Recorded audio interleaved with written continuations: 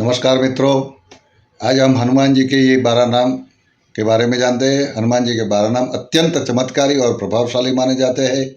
इनका नित्य स्मरण करने से विशेषकर यात्रा के समय या संकट काल में भय का नाश होता है और मनोकामनाएं पूर्ण होती है। हनुमान जी के 12 नाम श्री हनुमते नमः, अंजनी पुत्राय नमः, वायुपुत्राय नमः, महाबलाय नमः, रामेष्ठाय नमः, फाल्गुनसखाय नमः, पिंगाक्षाय नमः, अमित विक्रमाय नमः, उदधिक्रमणाय नमः, सीता शोक विनाशनाय नमः, लक्ष्मण प्राणदाताय नमः, दशग्रीव दर्पहाय नमः। यह 12 नाम प्रातःकाल सुबह उठकर प्रथम ये 12 नाम लेने चाहिए, जिससे हमारा दीर्घायु होता है।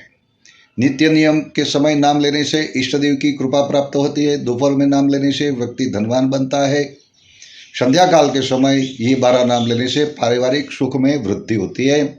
रात्रि के समय सोते समय नाम लेने से व्यक्ति के शत्रुओं के ऊपर विजय प्राप्त होती है।